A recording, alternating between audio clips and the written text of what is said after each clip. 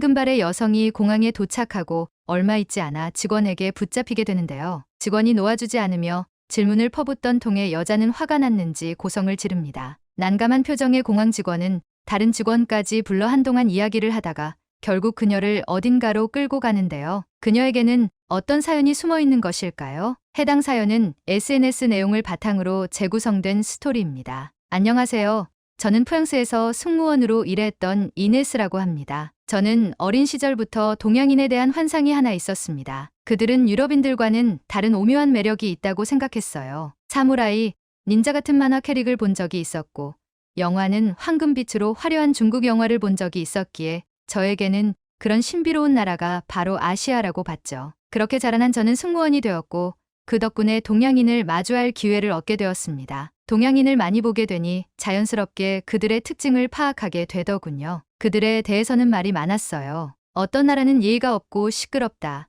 어떤 나라는 친절하고 행동이 빨라 승객으로는 만점이다와 같이 승무원들도 나라별로 승객을 구분하고는 했습니다. 저 또한 비슷하긴 했으나 그래도 나라보다는 사람마다 다르다는 생각을 하면서 지냈어요. 그렇게 생각하던 이유는 바로 제가 경험했던 것이 있기 때문이었죠. 저는 비행을 통해서 중국인, 일본인, 한국인 순으로 가장 많이 마주치게 되었는데 저에게는 딱 한 장면이 뇌리에 박혀 있었거든요. 그날 비행은 유난히 몸이 좋지 않았으나 그래도 괜찮다며 무리하게 비행을 나간 날이었습니다. 한 승객이 유난히 저에게 까칠하게 굴며 괴롭히더군요. 그런 사람들이 있어요. 괜히 맘에 들지 않는다는 이유로 비행하는 내내 승무원들을 괴롭히는 사람들이요. 틀림없이 우유를 달라고 했는데 와인을 달라고 했다고 하시더니 담요를 가져다 주라고 해놓고도 물티슈였다는 등 자꾸 트집을 잡았습니다. 그러더니 저에게 담요를 던지기까지 하셨죠. 유럽에서는 승무원도 고객과 동등한 위치라는 생각이 자리 잡혀 있기는 합니다. 그래서 그런 상황이 오면 왜 그러냐면서 화를 내거나 할 수도 있었어요. 하지만 저는 신입이었기에 어떻게 해야 할지 알 수가 없더군요. 저는 죄송하다는 말을 몇 번이고 하고 나서야 자리를 뜰 수 있었습니다. 그런데 잠시 후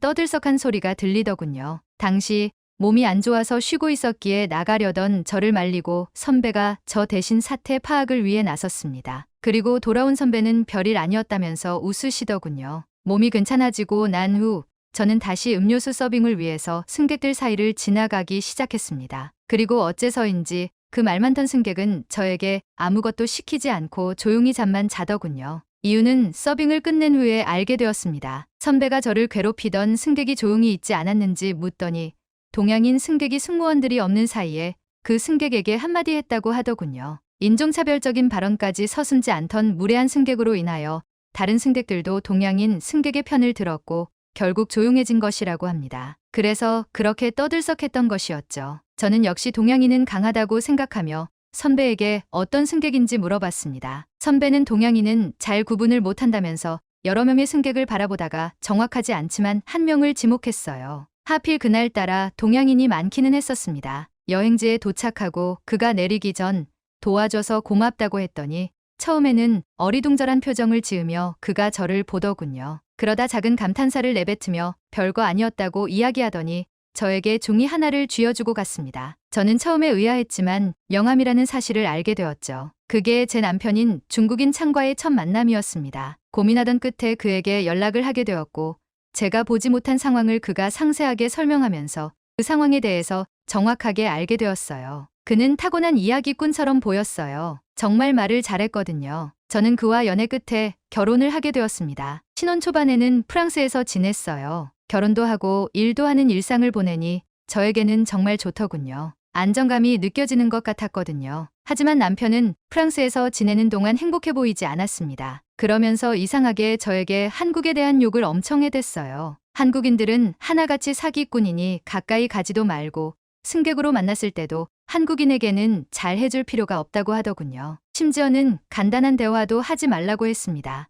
유럽에서는 간단하고 사소한 대화는 기본이었어요. 중국에서는 하지 않는다는 것을 알고 있었지만 이렇게까지 한국인을 싫어하는 이유를 알 수가 없었습니다. 더군다나 한국인들은 매너가 좋기로 이미 소문이 나 있었고 승객으로 만나면 편하다는 인식이 있을 정도로 승객으로 만나면 좋은 사람들이었어요. 그래도 창이 그렇게까지 말을 하니 주의하기는 했죠. 창은 한국으로 출장을 떠나기도 했기에 당연히 창이 더 자세히 알 것이라고 생각했습니다. 한국으로 향해서 한국인을 많이 마주하는 것이 저처럼 간혹 만나는 것보다는 확실히 한국인에 대해서 더 잘 안다고 생각했거든요. 창은 항상 한국에 다녀오면 너무 후진국이라고 이야기를 한다거나 중국의 80년대를 보고 있는 듯한 느낌이 든다면서 투덜거리고는 했습니다. 사람들은 얼마나 삭막한지 이해가 되지 않는다고까지 했죠. 저는 그 말을 들으면서 한국이 환경적으로나 인간적으로나 상종하면 안 되는 사람들이라고 생각하게 되었습니다. 솔직히 승객으로 만날 때는 항상 좋은 사람들이었기에 헷갈리기는 했으나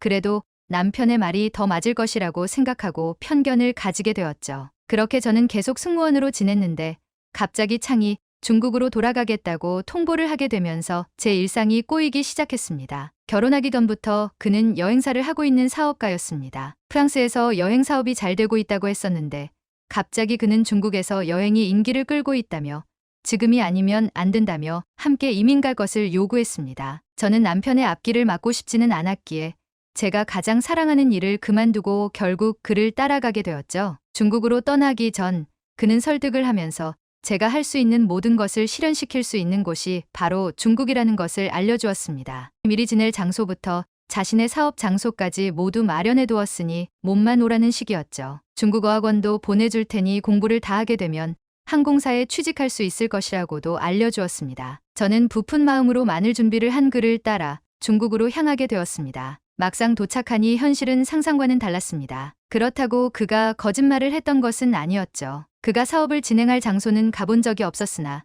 저희가 지낼 곳과 어학원을 봤는데 경악하게 되었거든요. 우선 저희가 살아갈 집은 도배도 되어 있지 않고 장판도 없었습니다. 아파트였는데 인테리어가 하나도 되어 있지 않았어요. 솔직히 아파트인 것은 상관없었어요. 중국은 주택보다 아파트가 더 많다는 사실을 알고 있었으니까요. 그런데 이렇게 콘크리트로 된 가정집이 있을 것이라고는 상상도 하지 못했죠. 도저히 참을 수 없었던 제가 도배도 되지 않은 집으로는 들어갈 수 없다고 우겼기에 도배를 하게 되었습니다. 도배를 새로 하는 동안에는 호텔에서 지냈는데 헛된 돈이 나간 듯이 행동하는 창의 모습을 보니 걱정부터 되더군요. 한숨이 나왔지만 그래도 새로운 시작이라고 받아들이게 되었어요. 하지만 문제는 그게 끝이 아니었습니다. 중국어 학원이 제대로 가르치는 것이 없는 것처럼 느껴졌거든요. 대충 가르치는 강사들과 더 빠른 습득을 위해서는 돈을 더 내야 한다는 인포 직원들 덕분에 저는 결국 인터넷 강의를 듣는 것으로 대체했습니다. 그 덕분에 저는 하루 종일 중국어만 붙들고 있어야 했어요. 창은 제가 중국어 실력이 늘지 않는다며 얼마나 투덜대던지 함께 맞벌이를 해주지 않는다며 공장이라도 찾아보라고 난리더군요. 제가 결혼 전에 알고 있던 창이 맞는 것인지 의심이 갈 정도였죠. 어느 정도 중국어를 유창하게 된 저에게 창은 항공사 직원이 되려면 중국 국적이 있어야 한다면서 자꾸 귀화를 하라고 이야기를 했습니다. 스스로를 프랑스인이라고 생각하는데 왜 그래야 하는지 알 수가 없었으나 중국에서 계속 살 것이라면 그것이 저를 위한 길이라고 이야기해주는 창의 말에 결국 저는 귀화를 받아들이기로 했습니다. 말로는 짜닿지만 귀화를 요청한 시간은 꽤 길었습니다. 그렇게 저는 중국 신분증과 여권을 받게 되었습니다. 창은 저에게 중국 여권이 얼마나 좋은지 모를 것이라면서 중국인이 된 것을 뿌듯해 하라고 하더군요. 그러면서 저에게 중국의 위대함을 강조했습니다. 같이 살수록 창의 새로운 면모를 발견하게 되는 것 같아서 제가 그동안 콩깍지가 씌인 것인가 싶더군요. 그러면서 제 자신이 점차 사라지고 있는 듯한 느낌이 들었습니다. 그렇게 하루 힘겹게 보내던 중 승무원 선배가 한 항공사를 추천해 주었습니다. 그 항공사는 저가 항공사이긴 했지만 경력이 단절된 채로 있는 것보다 낫다면서 중국과 가까운 편이니 일을 다시 해보라고 하셨죠. 솔직히 한국이라는 말에 꺼려지기는 했습니다. 중국과 가깝긴 했으나 흰국은 창이 항상 욕하던 곳이었으니까요. 고민하던 끝에 저는 일을 다시 시작하면서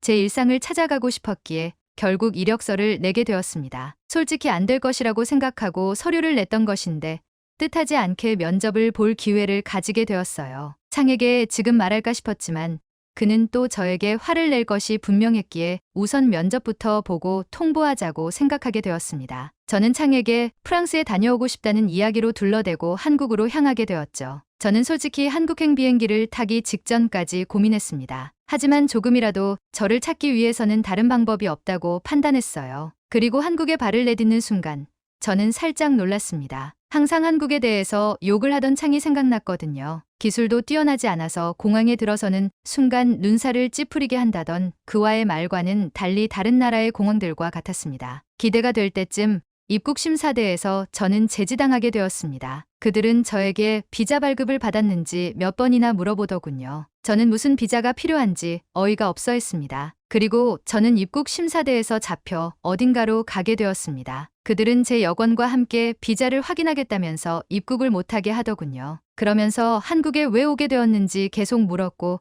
저는 며칠 후에 있을 면접 때문에 왔다는 이야기를 하게 되었죠. 저는 확인 절차가 끝날 때까지 붙잡혀 있었습니다. 그리고 직원이 오고 나서야 새로운 사실을 알게 되었습니다. 저는 중국 여권도 프랑스 여권과 비슷할 것이라고 생각했어요. 프랑스의 경우 한국으로의 무비자 방문이 가능했거든요. 중국도 그럴 것이라고 생각하고 있었던 겁니다. 창이 항상 한국을 자주 드나들었기에 당연히 무비자가 가능할 것이라고 생각했던 것도 있었죠. 그렇기에 저는 한국에 입국이 불가능하다는 충격적인 사실을 알게 되었습니다. 승무원이었던 사람이 어떻게 그것도 모를 수 있는지 한심해하실 수도 있지만 저는 승무원이었지 공항 직원이 아니기에 세부적인 것은 알지 못했습니다. 더군다나 여권과 비자에 대해서 그렇게 깊게 생각해 본 적이 없었어요. 그런데 문제는 그것에서 끝이 아니었습니다. 저에게 창과 결혼했는지 묻더군요. 저는 무슨 일인지 모르고 맞다고 이야기를 하게 되었는데 자연스럽게 조사를 받게 되었습니다. 알고 보니 그는 한국인을 상대로 사기를 치고 다니던 중국인이었다는 것을 알게 되었죠. 저는 믿을 수 없었으나